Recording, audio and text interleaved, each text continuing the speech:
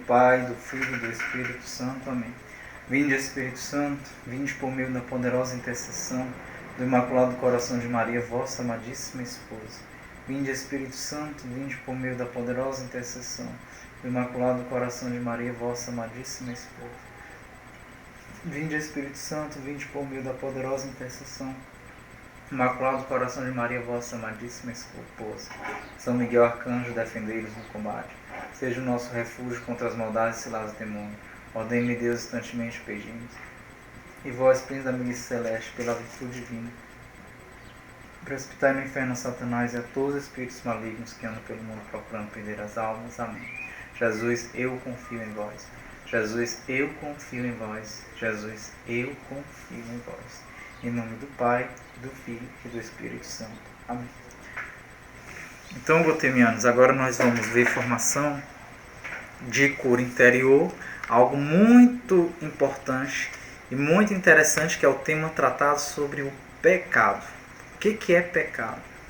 Porque muitas vezes nós, principalmente quando nos tornamos católicos, nós começamos a colocar pecado em tudo. Então, essa formação do segundo ano sobre o pecado é para servirmos para esclarecermos e nos curarmos interiormente sobre essa problemática do pecado. Então vamos lá. Nem todo erro é pecado. O primeiro ponto seria esse. Nem tudo aquilo que você fez errado é pecado. Então, às vezes, coisas erradas que nós fazemos, nós temos a tendência de pensar que é um pecado. Mas nós vamos aprender a discernir isso. Quando a pessoa não tem liberdade de escolha, não tem condições de pecar, nem ela vai ter culpa. Então, que fique bem claro isso. Primeiro, observe que se você teve liberdade para escolher, se você foi livre para escolher, aí sim você pode ser considerado uma pessoa que pecou ou uma pessoa culpada do crime. Agora, se você não teve liberdade para fazer algo, então não pode ser considerado pecado. Porque para ser pecado, primeiro você tem que estar livre 100%. Aí sim seria pecado. Então o primeiro ponto seria esse. Analise primeiro o seu ato que você fez e observe se esse ato que você fez, você estava livre ou não para fazer. Este ato mau, que seria um pecado, que você julga como pecado. O vício no pecado ameniza. Por quê? Cleito, mas o vício não é para ser pior, né? Para se tornar a pessoa um pecado gravíssimo.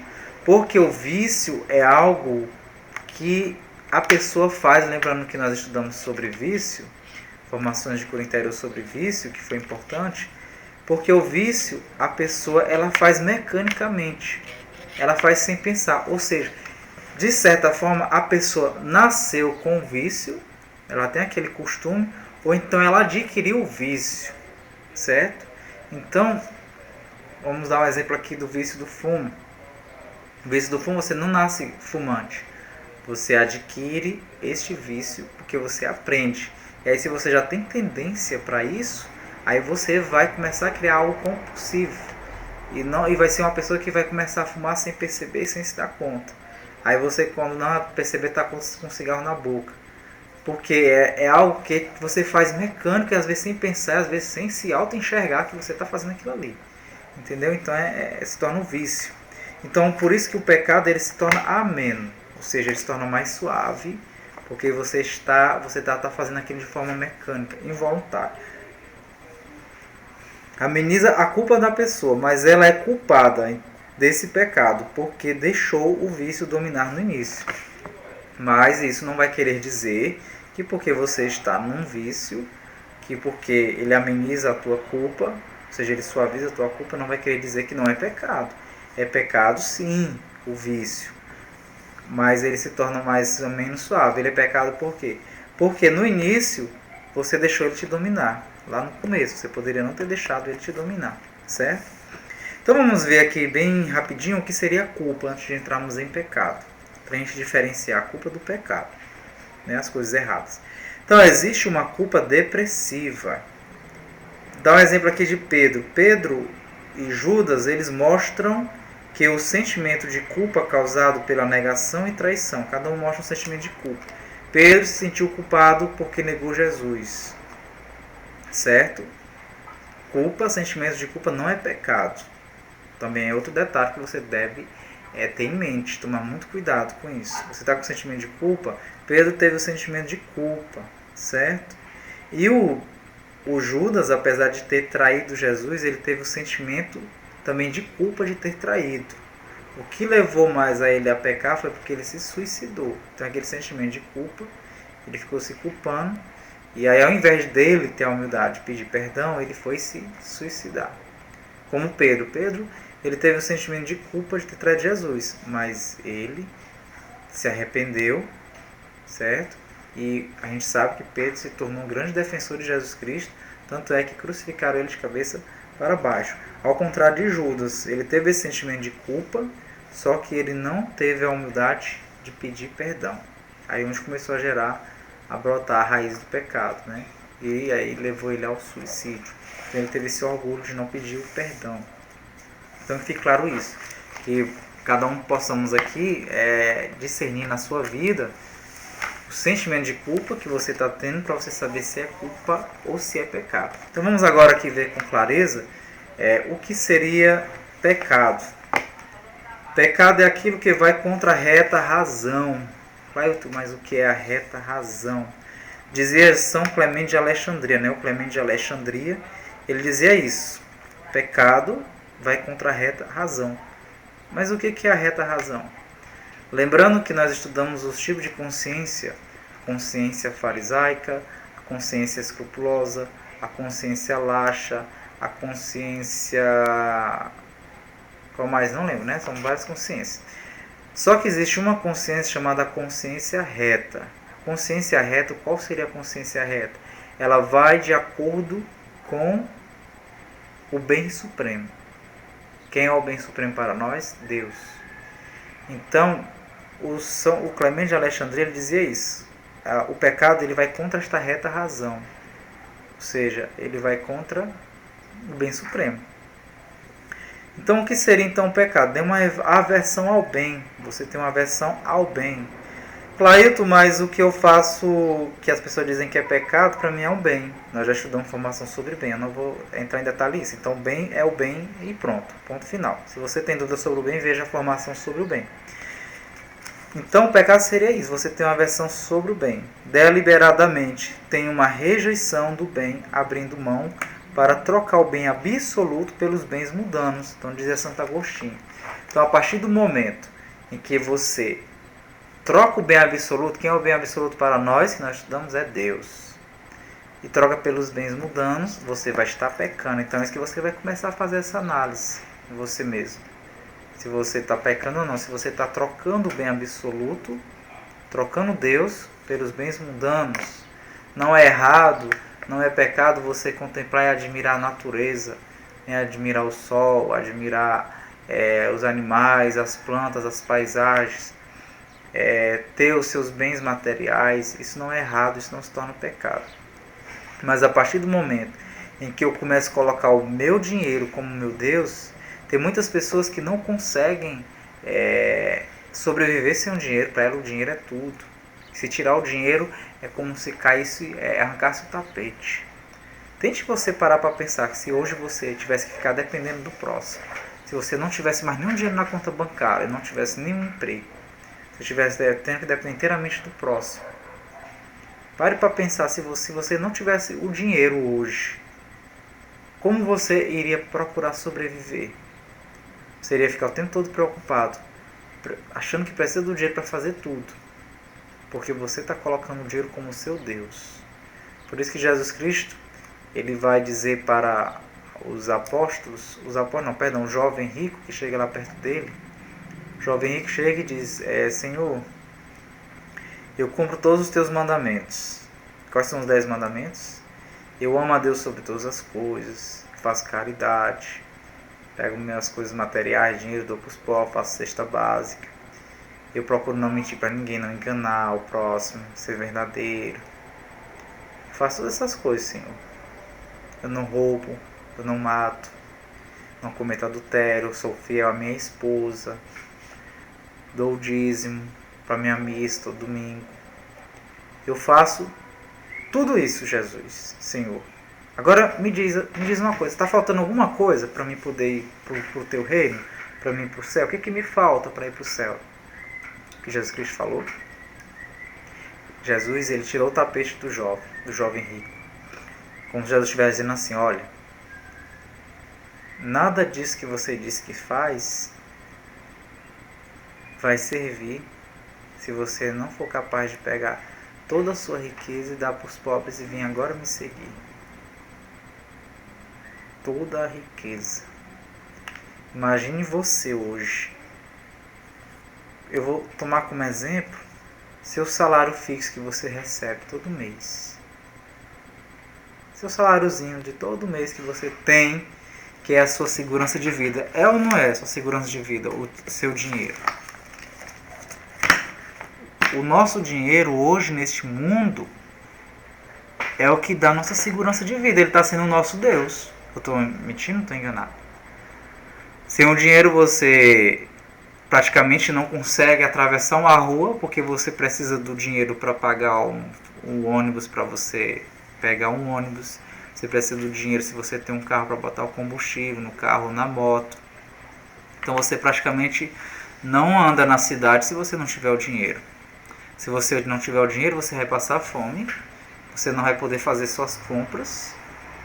Se você não tiver o dinheiro, você vai andar nu, você não vai poder comprar roupas. Se você não tiver o dinheiro, você não vai fazer isso. Se você não tiver o dinheiro, você não vai fazer aquilo. Se você não tiver o dinheiro, você não vai poder comprar remédio. Se você não tiver o dinheiro, enfim.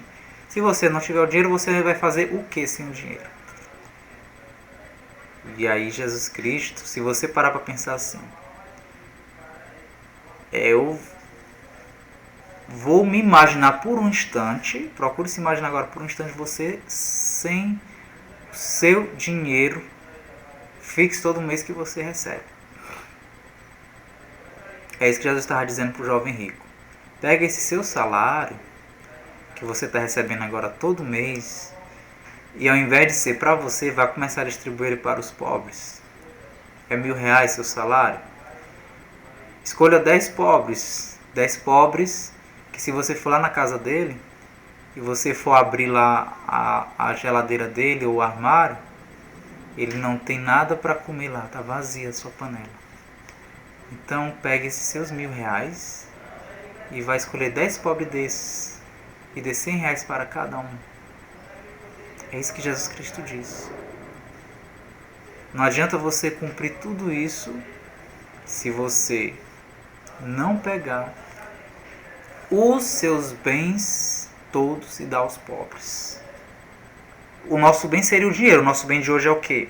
Não precisa você estar nadando em dinheiro, não precisa você ter uma mansão, um palácio, carros do ano, motos, enfim, não precisa isso.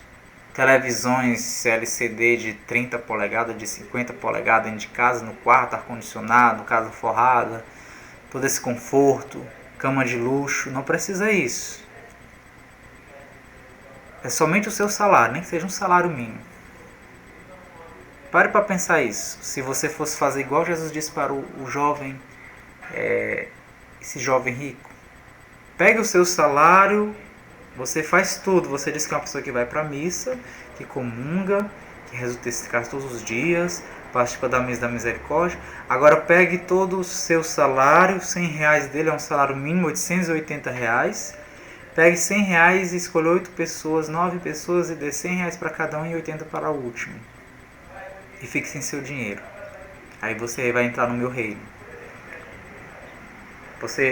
Será que você teria coragem de fazer isso? Por que Jesus Cristo disse isso para o rico? O que Santo Agostinho ele vai dizer aqui? O bem, o pecado, está em eu trocar o bem absoluto que é Deus pelos bens mundanos. Qual é o nosso maior bem mundano? Qual é o gerador de todos os bens mundanos? O que gera eu ter todos os bens mundanos? É o dinheiro. Com dinheiro eu compro uma TV LCD de 50 polegadas. Com dinheiro eu compro um computador moderno Dell de R$5.000. Com dinheiro eu tenho um cartão de crédito e com dinheiro eu vou comprar e me fartar e vou andar no shopping, vou passear. Com dinheiro eu vou comprar um carro. O dinheiro, ele te leva a ter os bens mundanos. Por que Jesus falou isso para o jovem rico? Porque o jovem rico, ele na verdade estava tendo estes bens materiais dele, era o Deus dele. Os bens materiais do jovem rico era toda a sua confiança e segurança. Ele não fazia como Jó. A formação bíblica nós estudamos sobre o Jó.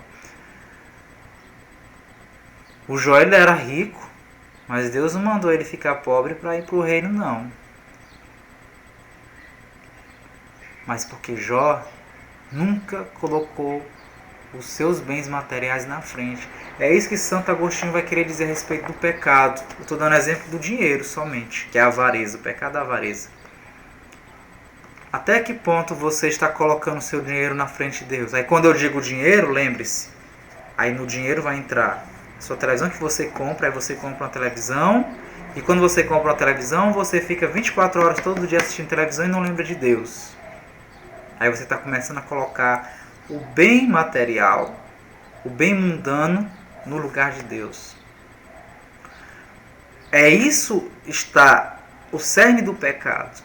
É você trocar o bem supremo pelo bem do mundo, o bem mundano. É isso que está o pecado. Então pare para pensar nisso aí. Até que ponto? Eu tenho meu dinheiro, eu compro uma televisão. Aí todo dia eu assisto televisão. Aí eu vou dizer assim, eu não vou rezar meu texto agora porque vai passar a novela. Aí depois da novela vai ter um filme bom. Não vou rezar depois. Aí depois quando tá no filme bom você já dorme e cochila. No dia seguinte você já tem que acordar cedo para ir trabalhar. Aí você já acorda na pressa. Não dá tempo de acordar cedo para rezar o texto antes.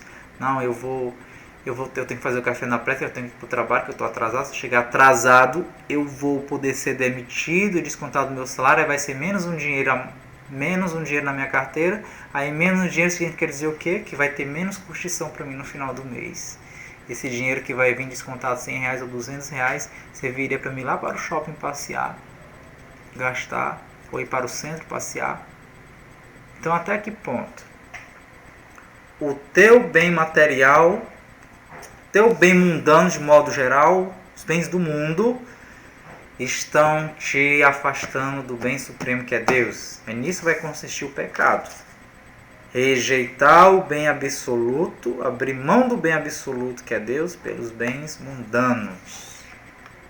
São Paulo ele vai dizer, buscai as coisas do alto. Buscai as coisas do alto. É ficar pensando em Deus, olhando para os bens mundanos, pensando em Deus e olhando aqui, para os bens mundanos, mas sem deixar de buscar as coisas do alto. Então até que ponto os bens mundanos estão te afastando de Deus? Até que ponto você não está tendo tempo para Deus? Aí eu tenho que estudar, eu tenho que me preparar para um concurso, e aí você nunca tem tempo para Deus, você tem tempo para o concurso, para estudar para o concurso. Aí você nunca encontra tempo para Deus. Então é esse sentido que Santo Agostinho vai querer dizer. No modo geral, então traga isso para o modo geral. Que seria qual é o bem mundano meu que está me atrapalhando de não ter tempo para Deus? Aí você começa a dizer, eu não tenho tempo para Deus. Eu não tenho tempo para Deus porque eu estou cuidando da casa. Eu não tenho tempo para Deus porque eu estou na televisão. Eu não tenho tempo para Deus porque eu estou no Facebook. Eu não tenho tempo para Deus porque eu estou no WhatsApp. Ou seja, o meu celular que eu comprei com dinheiro está me afastando de Deus. Então é isso que a gente tem que entender, certo? Então, nós não pecamos pelos maus desejos. Claro, nós não pecamos pelos maus desejos? Que estranho. É verdade, nós não pecamos pelos maus desejos. Mas aquele dizer de Jesus assim, quem desejar a mulher no seu coração já cometeu adultério. Espera aí que nós já vamos entender isso. Então, como impulso e força cega contra a natureza de forma involuntariamente. Então nós não pecamos pelos maus desejos quando ele nos impulsiona de uma forma cega e involuntária contra a nossa natureza. Então quando você vai contra a sua natureza, o seu desejo natural vai contra de uma forma involuntária, sem ser porque você quis, aí você não pecou pelo desejo. Quando de alguma forma vamos dizer assim, você foi forçado e contra a sua natureza, você fez algo errado contra a sua natureza, que não estava em você para fazer aquilo ali. Vou dar um exemplo aqui. Claro, não está bem claro isso ainda não, realmente não está claro. Vamos supor, é da natureza do ser humano fazer sexo, né? Um com outro, homem com a mulher. Aí, de repente, a jovenzinha de 11 anos, 12 anos, ela é estuprada por um homem de 30 anos, por exemplo. Ela pecou, a de jovem de 12 anos, 13 anos? Ela teve pecado aí nessa situação? Porque diz bem que quando vai contra a sua natureza de forma involuntária, e nós não pecamos pelos maus desejos. Não pode ser considerado um pecado esse estupro. Ela não tem culpa. Lembra do que a gente viu aqui, do início aqui do pecado? Ele tem que, para ser pecado, você tem que ter sido feito por liberdade. Essa jovem que foi estuprada, ela fez sexo com um homem, mas ela não fez porque quis, ela foi forçada. Ela não teve liberdade para cometer o pecado contra a castidade. Aí vem a nossa mentalidadezinha fechada, egoísta, estúpida, desculpa aqui dizer, nós que somos às vezes se achamos os católicozinhos, nós se achamos os católicozinhos santinhos, católicozinhos corretinhos. Aí se aparece uma jovem falando que foi estuprada, vai dizer: nossa, você cometeu um pecado grave, você tem que confessar para o padre, que se você isso aí você não deveria não sei o que, isso aí é sério, você pegou contra a castidade, agora você não é mais virgem, etc, etc. Aí começa aquela abominação, que esse é o nosso mal, nossa hipocrisia de católico, de julgar o outro, né? Aí é por isso que é importante a formação, e muito bom a gente esclarecer essas questões de pecado, porque vai ajudar a abrir nossa mente e não julgar o outro, né? Primeiro nós vamos nos olhar. E se a gente vê o outro, saiba analisar o outro, que procuremos ajudar. E aí ela não pecou. Então foi contra a natureza dela. Mas quando há o nosso consentimento, e é a vontade livre, e só a vontade livre que peca. Entenderam? Só a vontade livre que faz nós pecarmos. Quando há o seu consentimento. Você consentiu esta jovem que foi estuprada? Ela consentiu no estupro? Aí podemos agora reverter a situação. Se formos analisar, por isso que Deus é que conhece os corações e sonda.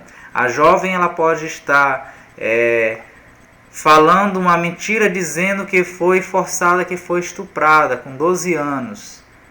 Mas na verdade o homem pode ter querido estuprar ela, mas ela pode ter aceitado a sedução dele, ter dado o consentimento, e no final das contas ela disse que foi estuprada. Então se ela deu o consentimento, ela teve a vontade livre para o suposto estupro, aí sim ela peca, né? Entendeu? Ficou claro? Espero que tenha ficado claro.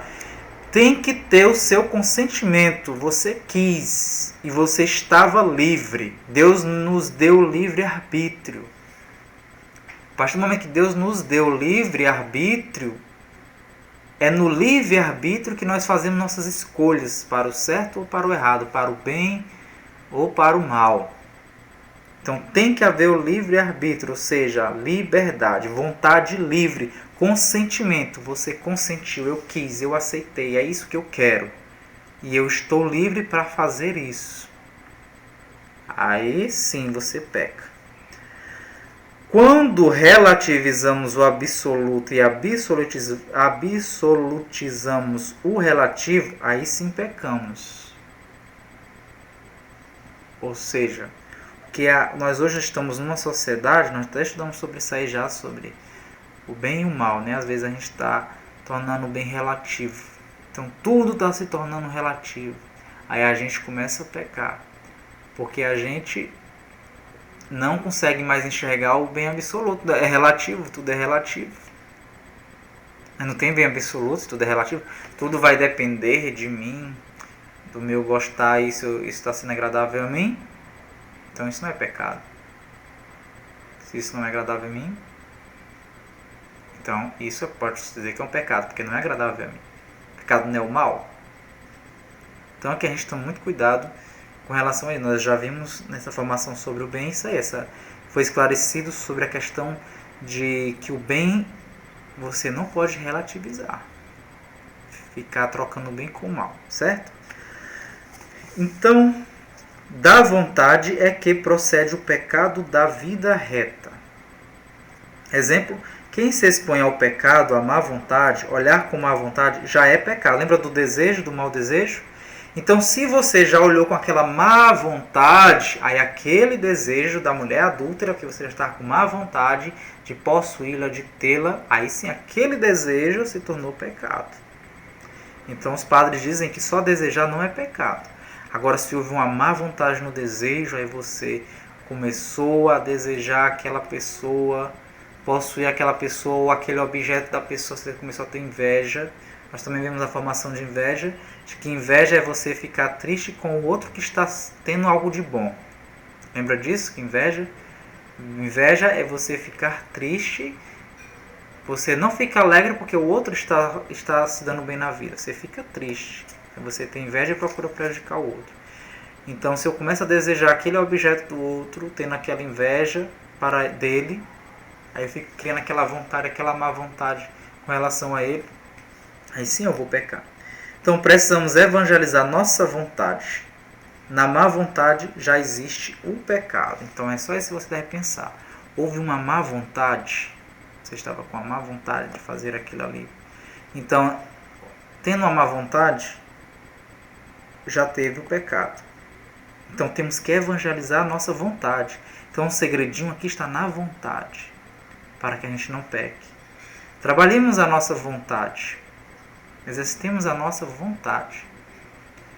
Que aí onde é que está também lá no exercício dos vícios e das virtudes, né? Exercitar. O pecado original, ele debilita a natureza humana. Ou seja, o que seria bem um pecado original?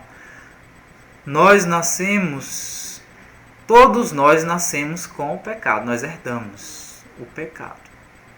Existem aqueles que nasceram com determinada sensibilidade maior a determinado tipo de pecado, fraqueza, por exemplo. Existem aqueles que nasceram com um pecado frágil muito para o lado da sexualidade. Ah, mas todos os seres humanos têm? Tem, claro, mas tem os que têm exageradamente, que não para de pensar em sexo toda hora, 24 horas, que não deixa de querer ver pornografia 24 horas, que aquela loucura mesmo é totalmente descontrolada, desgovernada. Outros para o consumismo, de ter o material, de comprar, de ter, de possuir.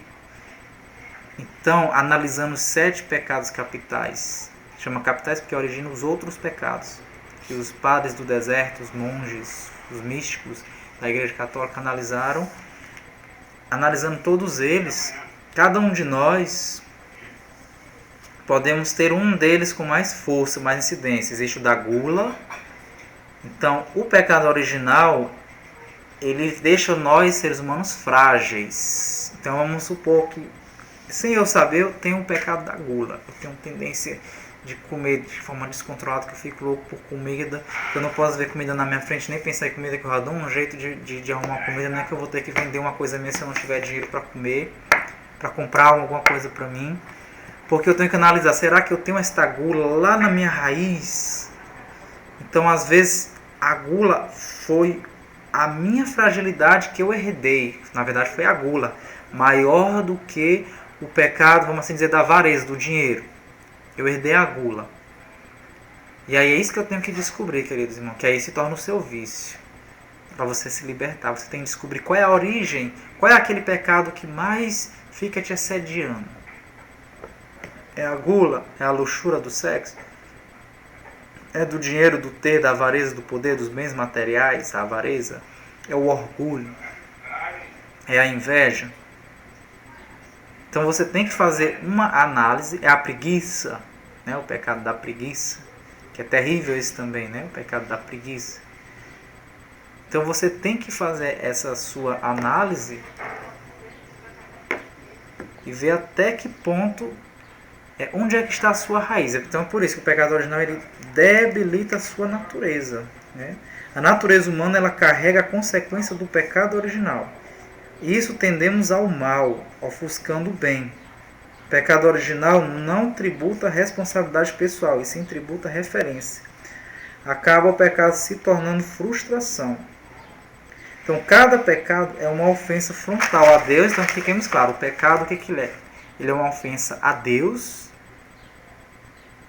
a si mesmo e à sociedade.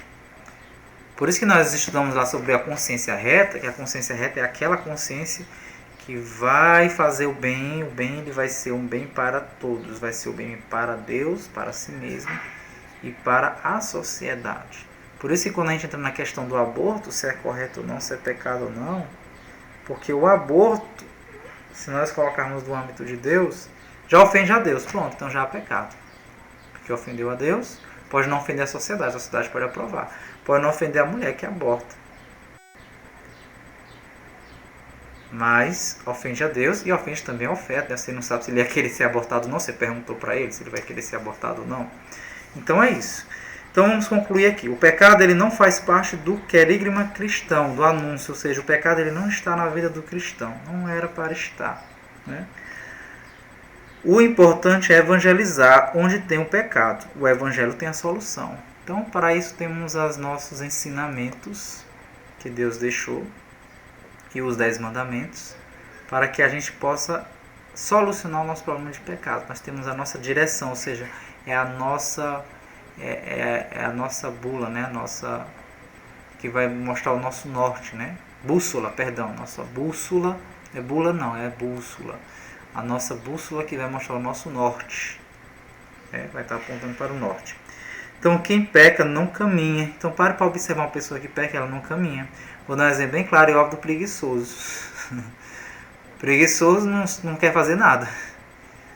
Aí ele não estuda, é uma pessoa que fica o tempo todo praticamente dependendo dos outros até quando. Aí se aquelas pessoas nas quais o preguiçoso está dependente morrerem, não tiver mais na sua vida, aí ele vai procurar ser parasita de outra pessoa, porque o preguiçoso é assim. O preguiçoso ele não vai progredir. Então eu vou dar exemplo do pecado do preguiçoso, aí vocês tomam exemplo de outros. Então o pecado ele não te leva a progredir nada, não vai para frente, você não vai para frente nada na sua vida, você se atrasa com sua vida quando você peca. Dá exemplo aqui também da prostituta. A prostituta ela vai para que vida ela tem? Aquilo que ela vive. Está progredindo para alguma coisa, só está naquela vida, recebendo aquele dinheiro que muitas vezes no final do mês nem tem mais, ela pode receber até 4.000 no final do mês, depois nem tem mais o dinheiro. E aí? Então o pecado não te leva a lugar nenhum. Então o pecado ele é o sedentarismo. Então o pecado ele é o sedentarismo. Você se torna uma pessoa acomodada com aquele seu pecado. Observa às vezes a pessoa gulosa, que engorda não por doença, tirando a doença. Pode observar uma pessoa gorda. Vamos dizer que eu não estou ofendendo e fazendo bullying com ninguém. Uma pessoa gorda, mas a gente também não pode ser hipócrita. Tem um gordo e tem um magro. Isso é a realidade, isso é um fato, né? Isso é um fato. Tem um gordo e tem um magro. A gente tem que reconhecer isso. Mas uma pessoa que é gorda, que não é por doença, observe como chega ela a se degusta, é uma coisa triste. Ela está no sedentarismo. As pessoas que vivem só na farra, bebendo, enchendo a cara na carne de sol, enchendo a cara, bebendo. Ali é uma gula também. Observa como ela está naquele comodismo dela, a vida dela só é aquilo ali, só se resume aquilo ali, a beber e a farra. Beber e farra. Se recebe só um salário mínimo no final do mês, R$880, vai gastar todo na bebida e na farra. É só isso a vida dela. Bebida e farra, bebida e farra. Está levando a algum lugar, ela está progredindo? Não está. Então, causa o sedentarismo, ou seja, a pessoa fica acomodada com aquele seu pecado.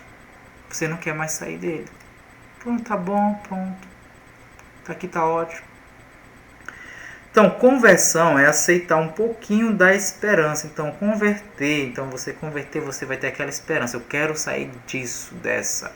Estou na minha vida de farra, de bebida. Estou vendo que não me leva a nada. Só a destruir o meu fígado. A me levar depois a ter cirrose. Eu quero sair dessa. Você vai ter uma esperança de cura. Eu quero sair. Eu vou sair dessa. E você vai buscar a cura. Então, isso é converter. É você ter essa esperança de que vai ser curado. Então, conversão é aceitar um pouquinho da esperança para superar humildemente o caminho e vencer o sedentarismo. O pecado não tem futuro. Pode observar que uma pessoa que vive no pecado, ela não tem futuro na sua vida. Analise bem cada um. Primeiro se analise. Analise a pessoa que vive no mundo das drogas. Vamos tomar como exemplo bem claro e óbvio esse tipo de pecado. Esse vício que a pessoa está, ela tem algum futuro? A pessoa que vive no pecado sedentarismo e sabe que tem que estudar para o Enem, mas ela nunca se esforça, ela nunca deixa essa preguiça para estudar para o Enem, passar e ser alguém na vida. Esse é o sedentarismo da preguiça, o pecado da preguiça. Aqui o sedentarismo não é no sentido só de estar parado e fazer nada não, do pecado que eu estou falando. Aqui é o sedentarismo do comodismo que o pecado te leva. Todo tipo de pecado vai te levar a um comodismo, de estar ali acomodado com aquele pecado.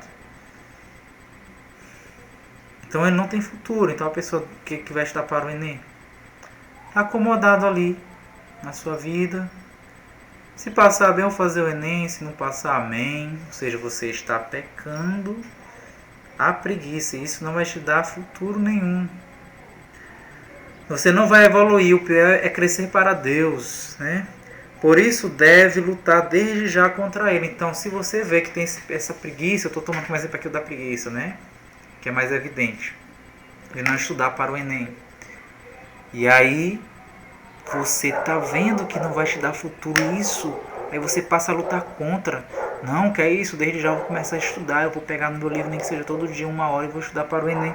Você tem que se preparar para o Enem, não é só agora quando tá bem perto de faltando um mês não, tem que ficar preparando anos e anos, do mesmo modo para o concurso. E aí eu caio neste meu sedentarismo. Aí eu não tenho futuro. Então você tem que procurar já ter esta luta contra ele. Não pode falar sobre pecado sem falar do antídoto. Qual é o antídoto para o pecado? Para vencer o pecado? A misericórdia de Jesus. Já vimos também a formação sobre misericórdia, né? Então você já sabe o que é misericórdia. Se não viu, se pulou as formações, eu peço que veja a formação da misericórdia. Por isso que eu procuro colocar as formações na sequência de cura interior.